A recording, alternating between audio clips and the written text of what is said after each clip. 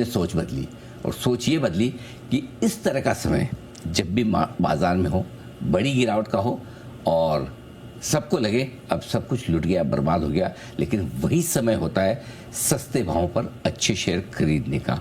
और इसीलिए हमने इस आखिरी हफ्ते को, मार्च के महीने के आखिरी हफ्ते को मनाना शुरू किया है, सेलिब्रेट करना शुरू किया है। और सेलिब्रेशन इस तरीके से कि इसे हम मनाते हैं वेल्थ क्रिएशन वीक के तौर पर। जी हाँ, ये वो समय है जब लॉन्ग टर्म इन्वेस्टर्स अपनी वेल्थ बनाने की प्लानिंग बहुत अच्छे तरीके से कर सकते हैं। और आइए, आज हमारे साथ एक बेहद खास मेहमान कार्यक्रम में शामिल हो रहे हैं, जिन्होंने कई दशकों से करोड़ों इन्वेस्टर्स के लिए बहुत ज़बरदस्त वेल्थ बनाने का काम किया है। यहाँ मेरे साथ कार्यक्रम में शामिल हो रहे हैं कोटक म्यूचुअल फंड के MD नीलेश शाह साहब। नीलेश भाई, बहुत बहुत स्वागत है आपका, धन्यवाद समय देने के लिए।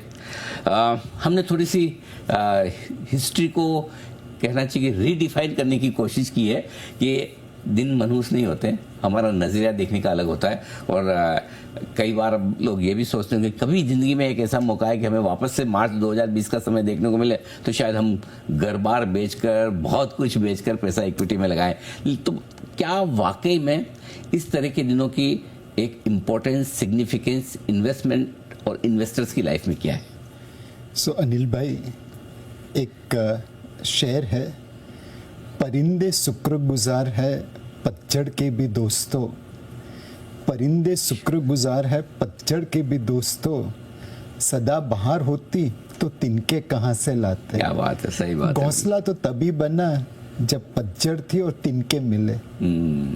बिल्कुल, बाहर है तो फिर कहाँ से तिनके, क्या क्या बात है, बहुत बढ़िया। यानी कि अगर घोंसला, यानी कि अगर आपको भी घर बनाना है, आप इतने पैसे कमाने हैं जिससे कि आप घर खरीद सकें, घर बना सकें, तो फिर कभी कभी इस तरह की गिरावट की भी जरूरत होती है। वैसे कुछ कुछ माहौल ऐसा बन भी रहा है साल 1.5-2 साल से पैसे बने नहीं है और लोग थोड़े से दुखी भी हैं किसी किसी कारण से। आज आपसे जो मेरा डिस्कशन है, जैसा कि शो का नाम भी है वेल्थ मंत्र, मैं आपके अनुभव से कुछ चीज़ें सीखना चाहता हूँ और सिखाना चाहता हूँ उन लोगों को, स्पेशली नीलेश भाई, आज का शो स्पेशली उन लोगों के लिए जो साल 2020 के बाद मार्केट में आए, जिन्हें हम जेनजी इन्वेस्टर्स भी कहते हैं, फर्स्ट टाइम इन्वेस्टर्स भी कहते हैं, यंग इन्वेस्टर्स आमतौर पे 20 साल से लेकर 30-35 साल की उम्र के हैं। तो आज का डिस्कशन उनके लिए, क्योंकि उन्होंने ज़िंदगी में पहली बार ऐसा माहौल देखा कि मार्केट घटता भी है। तो सबसे पहला सवाल जेनजी इन्वेस्टर्स के बिहाफ है, मार्केट घटता भी है? अच्छा, घट जाए, 2-3 दिन घट जाए, 7-8 दिन घट जाए, इतना घटता है? सो एक ही गुजारिश कहूँगा उनसे कि आप हमारे अनुभव से सीखिए। हमने तकरीबन 90 के दशक में शुरुआत की, 92 की मंदी देखी, 2000 की मंदी देखी, 2008 की देखी, 2020 की देखी और 2026 की देख रहे हैं। एंड ये तो सिर्फ हम बड़ी मंदी की बात कर रहे हैं, छोटी मंदी तो कितनी आई और कितनी गई। तो आप हमारे अनुभव से सीखिए। बाजार में तेजी और मंदी पूनम और अमास की तरह है। पूनम और अमास नेचर में पता है कब आएगी कब जाएगी, बाजार की तेजी और मंदी कब आएगी कब जाएगी ये किसी को पता नहीं है। तो mentally be ready for volatility and downward correction. ये बात सही कि मतलब हर तरह का मौसम आपको देखने को मिलेगा, क्योंकि ये मौसम पहली बार देख रहे हैं लोग कि वाकई में मंदी भी आती है। ऐसे में अभी तक उन्हें ये समझ नहीं आ रहा कि करना क्या है। एक तो ये होता है कि भाई चलो ठीक है, आराम से डटे हुए हैं। कुछ लोग सोचते हैं कि अगर ये समझाया जा रहा है तो ठीक है। कुछ लोगों को लगता है कि नहीं, बेच देना चाहिए, बाद में नीचे ले लेंगे। कुछ लोगों को लगता है और पैसा लगाना चाहिए। एक्चुअली वो बड़े कंफ्यूज हैं कि इस तरह की सिचुएशन जो लाइफ में पहली बार है, इसे हैंडल कैसे करें। सो अनिल भाई, पहले तो आप अपने आप को पहचानिए। आप रिस्क टेकर हैं, रिस्क नहीं लेते या रिस्क एवरेज मात्रा में लेते, बिकॉज हर स्ट्रैटेजी आपकी रिस्क टेकिंग एबिलिटी के अनुसार है। एंड बिकॉज हम जेंजी की बात कर रहे हैं तो मैं उनके इन्वेस्टमेंट होराइजन को बीच में नहीं ला रहा। हालांकि हर जेंजी का इन्वेस्टमेंट होराइजन एक जैसा, ऐसा ज़रूरी नहीं है। राइट। अब आप देखिए, अभिषेक शर्मा T20 में एक तरीके से खेले, तिलक वर्मा एक तरीके से खेले, सूर्य कुमार यादव एक तरीके से खेले। कुछ प्लेयर के शॉट्स क्रिकेटिंग शॉट्स जैसे थे, सूर्य कुमार यादव के शॉट्स अलग ही है, अलग ही प्रकार के हैं। के बाहर की बॉल को भी ऑफ स्टंप से वो छक्का ऑन साइड में मार सकते हैं। बट हर किसी को वही गेम खेलना चाहिए जो आपकी ज़रूरत के अनुसार हो, आपकी कैपेबिलिटी के अनुसार हो। वो एक गाना था ना कि हंस चला कौवे की चाल तो अपनी चाल भी भूला, उसके जैसा नहीं होना चाहिए। अगर आप ट्रेडर हैं तो मोमेंटम पे निवेश कर सकते हैं, शॉर्ट टर्म मूवमेंट का फ़ायदा उठा सकते हैं। बट अगर आपके पास समय का अभाव है तो फिर आप लॉन्ग टर्म इन्वेस्टमेंट करिए। एंड चाहे सूर्य कुमार यादव हो, तिलक वर्मा हो या अभिषेक शर्मा हो, उनके पास बेसिक क्रिकेटिंग टेक्निक तो है ही है। तो जो फंडामेंटल ऑफ एनालिसिस है, इन्वेस्टमेंट है, उसको भूलना वो सेम है सबके लिए। 90% वेल्थ बनती है असेट एलोकेशन से, 10% वेल्थ बनती है स्टॉक सिलेक्शन से। तो असेट एलोकेशन के बेसिक फंडामेंटल्स को भूल मत जाना। लेकिन आपने ये कहा बहुत बात सही है, लेकिन सब चेंजेस का क्या, अगर आप उसको पूछोगे क्या तुम्हारा एसेट एलोकेशन ये क्या है, बोले जिसमें सर सबसे फास्ट पैसा बनता हो, है ना। उनको इस चीज़ से फर्क नहीं पड़ता कि स्टॉक लार्ज कैप है या स्मॉल कैप है, ऑप्शंस में ट्रेड कर रहे हैं, फ्यूचर्स में, उन्हें सिर्फ एक चीज़ में पैसा जल्दी बनाना है। तो ये कैसे पता चलेगा किसी जेनजी को कि मैं इन्वेस्टर हूँ या ट्रेडर हूँ, और मुझे जो पैसा जल्दी बनाना है उसमें मुझे कोई भी कुछ भी बोले मैं कर लूँ, इससे कैसे बचना है? एक पहली बात ये याद रखिए कि आपके माता पिता को छोड़ के किसी को इंटरेस्ट नहीं है आपके पास पैसा बने। मैं यहाँ पे मुफ्त में सलाह दे रहा हूँ बिकॉज मुझे आशा है कि आप मेरे म्यूचुअल फंड के इन्वेस्टर बनेंगे। ठीक बात है। सेकंड चीज, जल्दी का काम शैतान का, ये गांठ बांध लीजिए। हमने कई बार देखा है ट्रेडिंग में, स्पेक्यूलेशन में, पोंजी स्कीम में लोग हमेशा पैसा खोते हैं। ख्वाब हर कोई दिखा देता है, हथेली में चांद दिखा देगा बट गला काट के लेके जाएगा। तो ये फास्ट वेल्थ क्रिएशन, ये कंसेप्ट को ही भूल जाइए। तीसरा, आप ऑलराउंडर बन सकते हैं, बैटिंग भी करिए, बॉलिंग भी करिए, ट्रेडिंग भी करिए, इन्वेस्टमेंट भी करिए। बट वो गलती मत करिए कि जब लॉस हो गया ट्रेडिंग में तो वो इन्वेस्टमेंट बन गया। ट्रेडिंग कर रहे हैं उसके रूल का फॉलो करिए, स्टॉप लॉस लगा के काम करिए। इन्वेस्टमेंट कर रहे हैं तो सोच समझ के निवेश करिए, फिर एवरेज करिए, अगर नुकसान होता है तो लंबी अवधि के लिए निवेश करिए। तो पोर्टफोलियो को डिवाइड कर दीजिए, ट्रेडिंग क्या है, इन्वेस्टमेंट क्या है। और मोस्ट इम्पॉर्टेंटली रिस्क को प्राइस करना सीखिए कि अगर जहाँ पे प्रोबेबिलिटी ऑफ रिटर्न 10% है या सर्टेनिटी ऑफ रिटर्न 100% है, वो दोनों के बीच में आप जो एक अलोकेशन करेंगे वो तो अलग अलग रहेगा। ठीक बात है। तो माइंडसेट बनाइए पहले, फंडामेंटल सीखिए, बैटिंग कैसे करनी है, बॉलिंग कैसे करनी है, फिर पिच देख के खेल लेना। लेकिन एक कॉमन इन्वेस्टर को कैसे पता चले कि मैं एक अच्छा ट्रेडर बनूंगा या अच्छा इन्वेस्टर? क्योंकि स्टार्टिंग स्टॉक मार्केट में हर एक इन्वेस्टर की, वो चाहे वो जेनजी हो या 40 साल में शुरुआत करने वाला हो, एक ही चीज़ से होती है कि यार यहाँ पे ना ज़्यादा पैसा बन जाएगा और जल्दी बन जाएगा, एफडी से ज़्यादा बनेगा। और जेनजी को तो ये गलतफहमी कि एफडी के जितने ही मार्केट सेफ भी है। सो अगेन एक चीज़ है कि आप ठोकर खा के सीखेंगे या जिसने ठोकर खाई उसके अनुभव से सीखेंगे। आप बाजार के कौन से भी सक्सेसफुल निवेशक को देख लीजिए या ट्रेडर को देख लीजिए, उनके बारे में पढ़ लीजिए, उनके अनुभव से सीख लीजिए। ट्रेडिंग में मैंने हमेशा यही पढ़ा है ट्रेडरों से, stop losses are dharma, let profit run, let losses be cut. एक बहुत किस्सा है पुराना ट्रेडिंग वाले का कि एक बड़े हेज फंड वाले ने ऑफिस एंटर की, हेज फंड मैनेजर ने, तो उसका एनालिस्ट ऐसे ऐसे कर रहा था। तो उसे पूछा कि भाई क्यों इतना उछल रहा है? तो बोला मैंने ये ट्रेड किया, इसके ऊपर $1 मिलियन लगाया है। तो उसने बोला कि ये तो बेवकूफ़ों जैसा ट्रेड है, इसने उसको समझाया, कन्विंस किया कि नहीं ये बहुत अच्छा ट्रेड है। तो बोला तू सबसे बड़ा बेवकूफ़ है।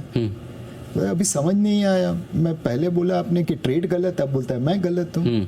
ही सेज भाई जब तेरे पास इतना अच्छा ट्रेड आया है जहाँ पे तू सही है दुनिया गलत है, तो you should put your life on it.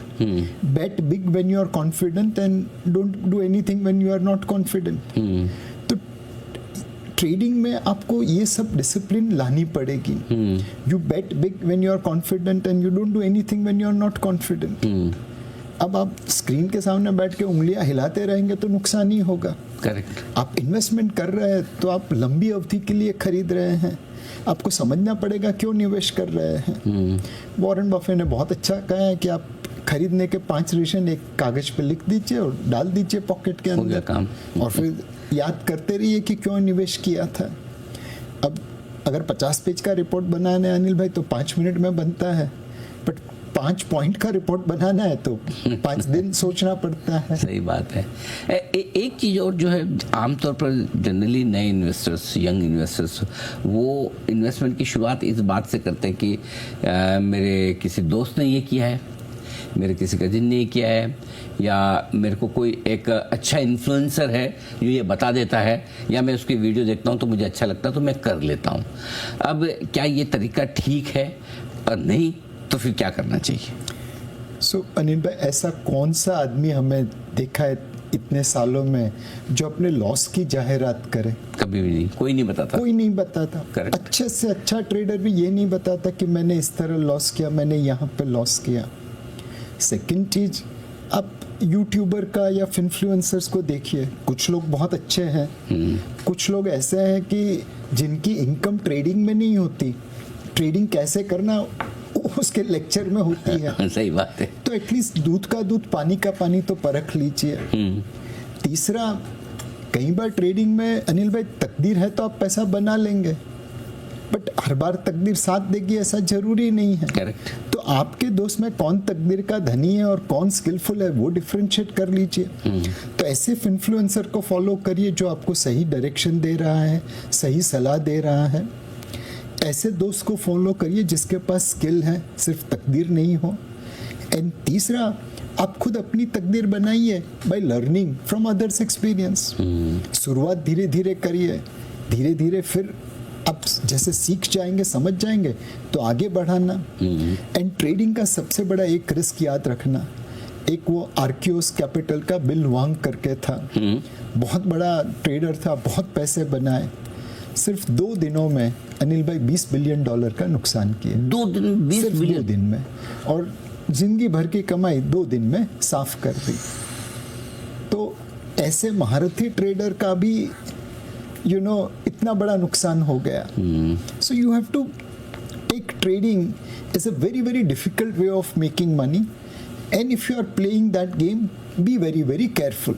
बहुत सारे जेन इन्वेस्टर ये जानना चाहते हैं कि किस इन्फ्लुएंसर या किस एडवाइजर को फॉलो करें, मतलब उसमें हमें क्या क्वालिटी देखनी चाहिए और कितना भरोसा करें। सुनिए सबकी, करिए अपनी। अब अनिल भाई मैं तो आपको इतने सालों से जान रहा हूँ, मुझे आज तक याद नहीं है कि आपने कभी किसी को गुमराह किया हो। एंड वो रिस्पेक्ट आज हम कहीं जाते हैं तो दिखने को मिलती है। अब अनिल भाई अच्छे सलाहकार है ये तो आप फील कर सकते हैं, बस यही चीज आपको हर जगह अप्लाई करनी है। ट्रैक रिकॉर्ड देखिए, क्या बोलते हैं वो समझिए, कैसे बोलते हैं वो समझिए, दूसरे लोगों से उनका रेफरेंस ले लीजिए, आपको अपने आप पता चल जाएगा किसको फॉलो करना है, किसको नहीं करना। मतलब 1-2 वीडियो देखे, कोई स्मार्ट दिखा, बढ़िया बोल रहा है, उसके बोलने पे पैसा लगा लिया, वो नहीं होना चाहिए। वो नहीं होना चाहिए। उसे फॉलो करो, ढंग से समझो। ढंग से समझो। बहुत अच्छी बात आपने कही। अच्छा, एक चीज़ और है जो आमतौर पर नए इन्वेस्टर्स हैं उनके ना बड़ी टारगेटेड इन्वेस्टिंग होती है कि भाई आज मुझे इस वीकेंड के लिए एक ड्रेस खरीदनी है तो 3-4-5 हज़ार रुपये की कमाई करनी है, या मुझे एक ट्रिप करना है उसके लिए 10-15 हज़ार रुपये की कमाई चाहिए। ये इस तरह की छोटी छोटी कमाई है। हमने ज़िंदगी में सीखा कि बड़े बड़े गोल के लिए प्लानिंग कीजिए, ठीक है, कि आपको शादी करनी है, बच्चों को पढ़ाना है, विदेश भेजना है, या गाड़ी घर खरीदना है, इनकी प्लानिंग बिल्कुल अलग है। तो अब ये प्लानिंग कहाँ फिट होगी? सी मेरे हिसाब से ये जो शॉर्ट टर्म खर्चे हैं उसके लिए मैं ट्रेडिंग करके पैसा बनाऊं या मैं उस तरह से पैसा बनाऊं, ये बहुत ही रिस्की चीज है।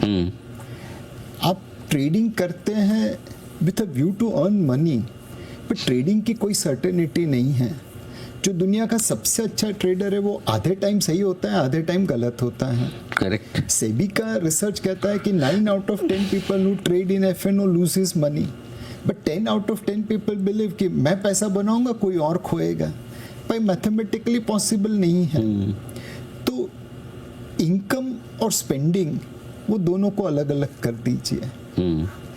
बिकॉज मैं ट्रेडिंग करूंगा तो एक वीकेंड का ट्रैवल प्लान का खर्चा निकल जाएगा, ऐसे नहीं होता। पैसे बनाते रहिए और फिर उसका कैसे उपयोग करना वो आप सोचते रहिए। मतलब आप ये कह रहे हैं कि आप अपना इन्वेस्टमेंट गोल रखिए, उसमें पैसे बन गए, पैसे बनने के बाद उस पैसे को कैसे यूज करना वो देखिए, फिर उसका जो उपयोग करना है करिए। ये मत सोचो कि ये करने के लिए पैसे शॉर्ट टर्म गोल। हमारी गलती मत दोहराना कि हमने पहले जिंदगी के 25-30 साल खाली पैसे बनाए, जब बहुत ज्यादा बन गए तब जाके हमने सोचा कि अब थोड़ा थोड़ा खर्चा करना चाहिए। Correct. आप जिंदगी को जरूर एंजॉय करिए, पहले से एंजॉय करिए, बट इनकम कमाने के बाद उसका उपयोग कैसे करना वो डिसाइड करिए। अच्छा, आप कह रहे हैं कि एसेट एलोकेशन सबसे बड़ी इंपॉर्टेंट चीज़ है, 90% काम तो उससे हो जाए। अब यहाँ पे एसेट एलोकेशन का कोई सिस्टम नहीं है। अगर बिटकॉइन में अच्छा पैसा बन रहा होगा तो बिटकॉइन कर लेंगे, कोई क्रिकेटिंग ऐप वगैरह में लगता है कि यहाँ पैसा बन सकता है तो चलो दोनों काम हो जाएगा, टीम भी बना लेंगे, खेल भी लेंगे। अब तो खैर बंद हो गया, अलग बात है। कहीं लगता है कि गोल्ड सिल्वर है तो वो खरीद लिया। सो ये एक तो जहाँ सबसे ज़्यादा रिटर्न बन रहा है वहाँ पैसा लगाएं, और दूसरा आप कह रहे हैं कि एसेट एलोकेशन करें। दोनों में बैलेंस कैसे करेंगे? सो एक डिसाइड कर लीजिए कि 1% मैं ट्रेडिंग में लगाऊंगा, 1% मैं निवेश में लगाऊंगा। Let's say 10% of my income I am willing to spend, 10% of my savings I am willing to spend on trading, हाथ पैर मारूंगा।